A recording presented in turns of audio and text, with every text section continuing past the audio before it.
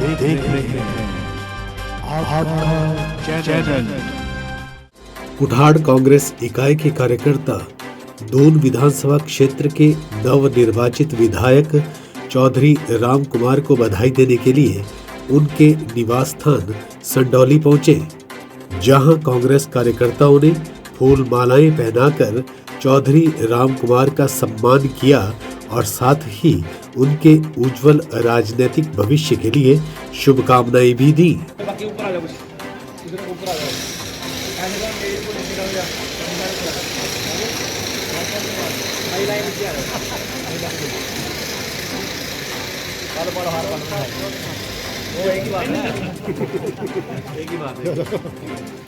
ऐसे करो, जेंट्स ऊपर आ जाओ, लेडीज को नीचे,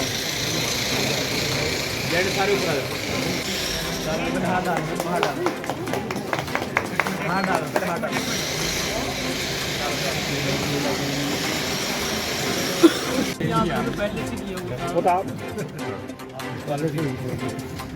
सर, जिस तरह से आप बहुत बड़े मैंडेट से जीत के आए हैं और ये बात हमारी शिमला में भी हुई थी, आपसे मुलाकात हुई थी जब, तो आप जानना चाहेंगे कि अब आपका जो एक्शन मोड है वो शुरू हो चुका है, जो देखने को मिल रहा है।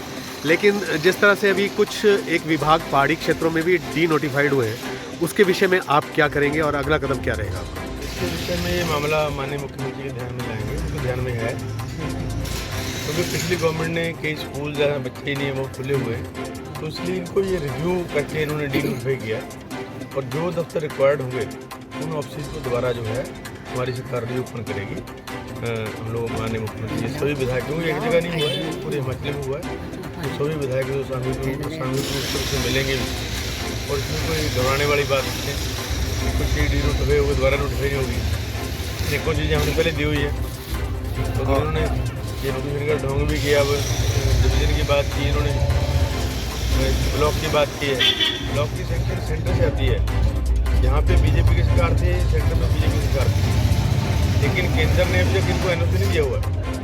ब्लॉक बिना केंद्र के रजा के बिना नहीं खुलता है, तो वो डिफॉल्टी अभी वीडियो इसलिए नहीं लग रहा था अभी यहाँ। तो ये चीज़ें ऐसी हैं जो इन्होंने बिना सोचे समझे की हुई है, उनको ठीक करने के लिए समय लगेगा, करेंगे। तो जिस तरह से आप एक्शन मोड में दिख रहे हैं, लगातार इसी तरह का रवैया आपका 5 सालों में रहेगा, या कहीं जाकर जिस तरह से पिछली सरकार डोली थी वैसा कहीं आप डोल तो नहीं आएंगे? अब आपने मुझे मैंडेट दिया है, पिछली बार मैं हारा हुआ था, आप ये बताओ पिछले 5 साल में रुका। मेरा काम तो पिछले 5 साल से शुरू है, और ये अगला जो है, अभी कई लोगों ने मुझे प्रश्न किया कि अभी ओथ नहीं शुरू हुई, उन्होंने मीटिंग करी, अधिकारियों को डायरेक्शन दी। अभी मैं गया, अभी मैंने देखा बद्दी में बहुत बड़ा जाम लगा हुआ है, क्योंकि बस स्टैंड टूट गया है। मैंने तुरंत अभी कंसर्न अधिकारियों को निर्देश दिए हैं कि टेम्परेरी तौर पे जो कंक्रीट करके बस स्टैंड का प्रावधान जो करेंगे। और कई चीज़ें हमने, कई फैसले हमने लिए, जैसे आपके पुल गंबर खड्ड पे बुखार पुल है, उसमें 3 महीने का टाइम मैंने दिया है, कंप्लीट करेंगे। कुठाड़ खड्ड वाला पुल दूरा है, उसमें साइडें जो पक्की नहीं हुई है वो कर रहे हैं। आपने देखा होगा, अपना मेन रोड जो है स्लिप पड़े हुए थे बहुत टाइम से, मशीनें लगी हुई आपको मिली होनी रास्ते में, तो उनको निर्देश दिए गए कि इनको साफ करो। जिस तरह से कुछ विधायक पहले बिचौलियों के माध्यम से मिला करते थे, आपका क्या रहेगा जो जनता और आपके बीच का संपर्क है? आप मेरा लाइव देख लें, रोज हजारों लोग में से मिल रहे हैं सीधे तौर पर, कोई बिचौला नहीं है ना। अब तक लगभग 5-7 हज़ार लोग मिल चुके होंगे, ऐसा कोई नहीं है। मैं डायरेक्टली जनता से जुड़ा हूँ, और 6 महीने इसीलिए मैंने लगाए कि वो लोग जो कभी मेरे तक नहीं पहुंच पाएंगे, मैं उनको भी मिलूं, उनको भी मिला हूं, और उनकी तकलीफ को मैंने समझा है, और हर आदमी की तकलीफ दूर करने का प्रयास करूँगा। चौधरी राम कुमार से बात करने पर उन्होंने बताया कि जनता ने उन पर भरोसा जताकर अपना आशीर्वाद उन्हें दिया है, उस पर वो खरा उतरने का प्रयास करेंगे। डी नोटिफाई हुए विभागों के कार्यालयों के बारे में पूछे जाने पर उन्होंने कहा कि उन पर रिव्यू किए जाने के बाद ही उन्हें डी नोटिफाई किया गया है। उन पर पुनर्विचार करके प्राथमिकता के आधार पर विभागीय कार्यालयों को फिर से खुलवाने की कोशिश की जाएगी।